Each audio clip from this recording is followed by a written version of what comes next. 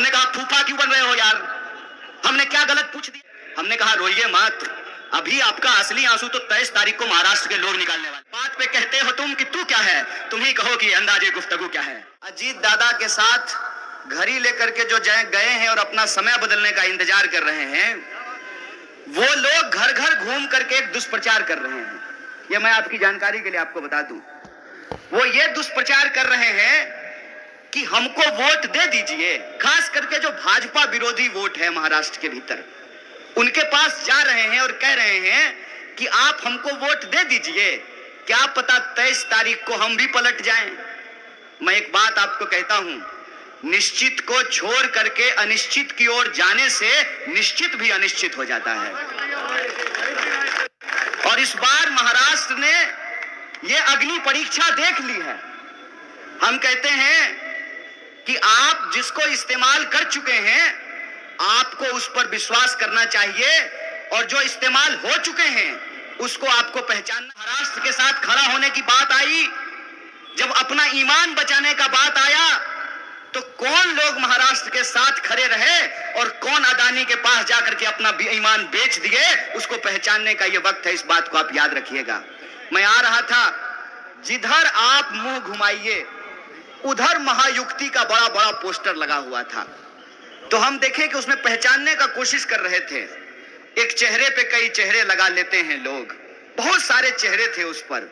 मेरे मन में एक सीधा सवाल आया कि इतना चेहरा लगाने का क्या जरूरत है, खाली अदानी जी का फोटो लगा दीजिए, बाकी सब तो उनकी ही चौकीदारी कर रहा है।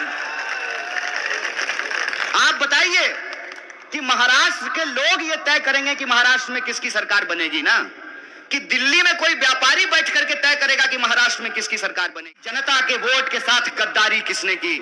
इसीलिए मैं कहता हूं, जो 50-50 करोड़ लेकर के अपना ईमान बेच दिए, वो आमदार नहीं गद्दार हैं, और आपको 20 तारीख को गद्दारों से मुकाबला करना है, गद्दारों से जवाब मांगना है। और ये समय बहुत विपरीत है। समय विपरीत इसलिए है कि असली और नकली का पहचान करना मुश्किल हो गया है। इसीलिए मैं आप सब लोगों से यह निवेदन करने के लिए आया हूं।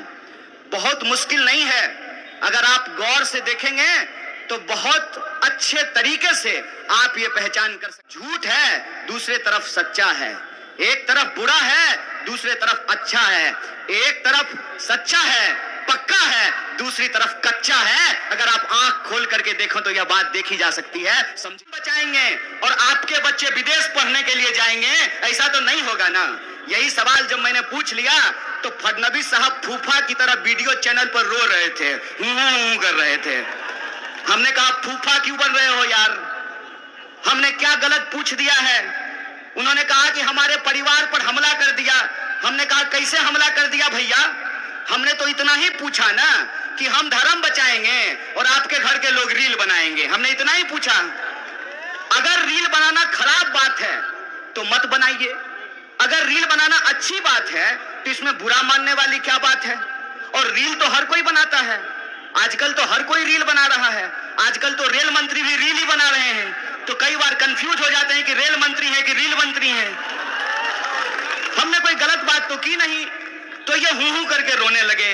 हमने कहा रोइए मत, अभी आपका असली आंसू तो 23 तारीख को महाराष्ट्र के लोग निकालने वाले हैं।